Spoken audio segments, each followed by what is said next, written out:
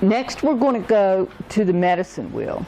The medicine wheel is the 4 directions of life, the 4 seasons, spiritual and emotional, physical and mental healing. The 4 directions in the medicine wheel also have different chakras in the body that relate to all these things. And so you can walk the Serpent Mounds and you can connect to Mother Earth, you can connect to the root, the navel, the heart, the solar plexus, the third eye, the throat, the female priestess, creation, Great Spirit. And if there's, if you've got a certain thing going on in your body where you're sort of weak in one area, you can go to that area on the mound and get the energy that you need to balance out. And so my big class of apprentices, there was 7 of them, I think, and then some other people that came. And so we do muscle testing for everything, and we muscle tested before and after they did the work where they had tested they needed it. And everybody got very strong and had big changes in their life after they worked with the appropriate area on the mound. Plus they knew a little ceremony that went with it, but a lot of it was just the energetic transference and their intent. You know, they had the intent to do that. Finally, the last symbol right here is the it's a cup going down, a cup going up, a tube about being hollow bone, but that's a petroglyph for the tree of life. And Latone today found 2 trees. Reminds me of the 2 upward trunks there that you have to walk through near the spiral. And she's very energetically sensitive. She said it's actually 1 tree, and the roots of it go all the way underneath the mound, and other roots of it go down where it gets the energy from the grotto area and the river. So by setting up next to those trees or being right in the middle of them, you can get the energy of the whole mound from the roots of the trees. But the tree of life means that all of life is from the original creator source, and we are all related in that. And so the esoteric meaning of the Serpent Mound has that philosophy in it. It's part of it. So let's see, where are we here? Okay.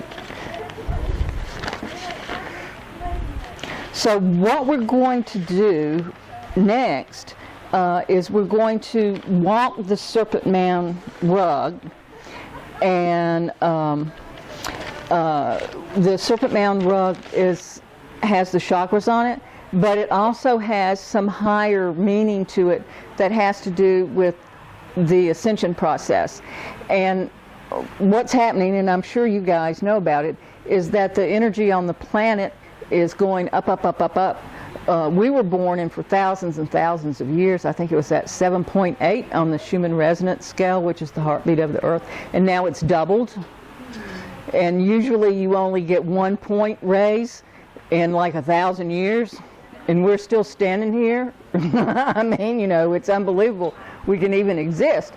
And when there's earthquakes and things like that, it goes up even higher. And the serpent really wiggles around then. So what we did was we painted a rug that Serpent Mound, but we straightened it out, mainly because we didn't have enough canvas and it wouldn't fit where we had to put it if it was too wide. but otherwise it's a reflection of Serpent Mounds. And the interesting thing is that our folks saw this seventh twist here in it, the seventh wave, before William Romaine came here and dug around and found it. We saw it, you know, with our remote viewing, and so I drew this, and we drew it on the rug, and then 2 years later he dug around and found that there was a seventh curve on it.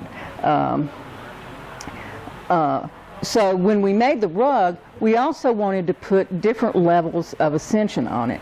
And then we, after it was finished, the next year that we came back, we bottled it up, and with the little ceremony, we touched it to each of the, we touched it here, we touched it here, each of the twists and turns, and here, and here, and here, and here, and here, and here. And just ask that the energy of the mound go into the rug so that we could be at Serpent Mounds in Virginia, which we can because we put it right up next to an energy source. And today, Latone over here, who's doing the camera, has one of those things that measure electrical energy that you use in ghost busting and finding energy, and she found that the energy on the rug was the same as most of the energy on the mound, which is way cool.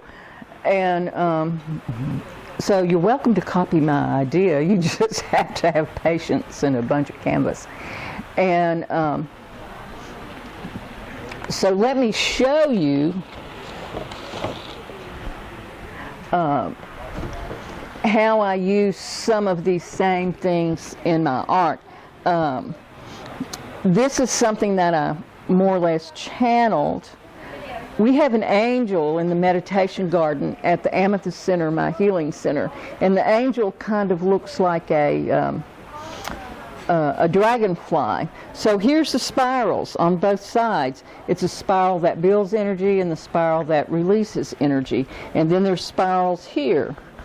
And then there's the infinity symbol.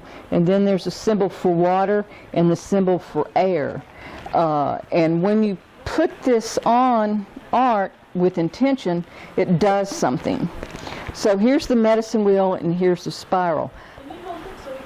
Okay, there's a medicine wheel and there's a spiral. I put the spiral on there because their DNA is in a spiral, and the Milky Way is in a spiral, and our heart beats more or less in a spiral, and the medicine wheel, and then there's a Great Spirit symbol and a water symbol and a rain symbol on it, and the turtle, because we live on Turtle Island. And then there's, you see the tree of life symbol right there. But when you put a spiral or a medicine wheel on art, it makes energy. And so what I wanted was to put these colors on there, because this is like a soul portrait of the Eagle Nation. So it would project the symbolism and project the energy back out to the people. So I'm doing the same thing as the ancients did. Here's another one that is, this would be the third eye or the owl. And see, it's got the spiral, but it also has 7 concentric circles on it, which was a big symbol to the Incas for the 7 levels of heaven, but it's another thing that just makes energy. You know, it just makes energy and it sends what's on here back out. And you see that moon shape again. That's the divine feminine receptive. Okay. Yeah, so and I play around with the same designs with these amulets that I make. It's got the wave coil, it's got a spiral here, spiral here, spiral there, that amps the energy up in your body so that you don't pick up so much negativity from other people or places, and so that computers and cell phones can't short circuit you. So it's a combination of the material And just like Serpent Mounds, it gets energy from the earth, it gets energy from the sun. In this case, when you're wearing it, it gets energy from your body and the crystal. Serpent Mounds does that too. There's a crystalline structure underneath it. Sacred places always have a lot of quartz nearby. Sacred places also have some kind of rock where the water can filter through it and build up a static charge. Where the crop circles are and where Stonehenge is, it's chalk. Around here it's dolomite, but it does the same thing. Where I live, it's really, really old granite that's very porous, and the water trickles through and builds up a static charge. You have to have water nearby or going underneath it. If you've gone down to the grotto, there's water coming out of the side that comes right underneath the mound, which that's about electricity, of carrying that electricity. And you have to have the ley lines and the telluritic lines, another word for it, where the energy travels naturally through the earth. And if you put that all together and then build an energy form on it, you got a free energy machine that you can stand on if you're a medicine person or a shaman and do something with it. And hopefully do something with it that's good, you know, to help people out.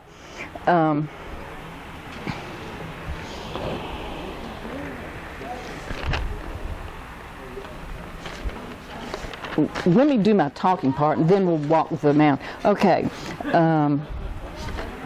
There's a really cool story that I found when I was researching coming here with a bunch of folks. You know how you can get online and you just go from link to link and then you end up someplace you didn't ever suspect you were going to be. I ended up at getting information from the Coptics. And these were that's the Christian church from Egypt that was never influenced by the Catholic Church. And they're metaphysical, and Coptics still exist. I go to a convention every year, Coptic, in Johnson City, which is wonderful. And so this was 2,000 years, this was about the time of Christ, right after he died. And they wanted to know what creation was about. And so they had like 30 people, and over 20 years, they did these remote viewing kind of things, that's what we would call it, and wrote a book, you know, on papyrus or skins or whatever, which was found about 10 years ago, not too far from the Dead Sea Scrolls. And somebody had published this and put it on the internet. Well, what the people saw was in the center of the Milky Way, these giant energy forms so big that we can't even get our head around, who were in charge of making planets and solar systems and galaxies and stuff like that, worked right underneath God, the Creator. And there was always a male and female, or a positive and negative charge. So as above, so below, from the tiniest thing to the largest thing, these were the largest. And so they always worked in the pairs of the divine male and female. So they called the male charge one Christos and the female one Sophia, which I always wondered what was the deal with Sophia. And Sophia fell in love with the earth, thought it was the coolest thing she ever made, and spiraled down and spiraled actually into the earth, so that we're one of the only planets in the universe that's actually a living and thinking organism. So when these jokers come around and do, you know, and try to destroy the earth, she's always got the last laugh, because if she can make planets and she can make universes and all that kind of stuff, like, she's got it going on in whatever conspiracy theory that's happening, you know, doesn't really matter.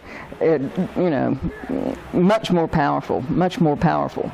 So what if and this is a big what if. What if we've been looking at the design wrong all the time? What if it's going this way from Great Spirit, goes into the mouth and comes down, and as Sophia spiraled into Mother Earth? Because on the where, as most people see, the shaman spiral is the DNA in the galaxy, and this is the Mother Earth, and this is the root. What if that's what it was about, rather than going this way? What if that was about that spirit of Mother Earth, who some people call the Serpent of Light, coming into the Earth and functioning now? You know, everybody's got a hypothesis, so, you know, you can look at it two ways. There's no right and wrong, and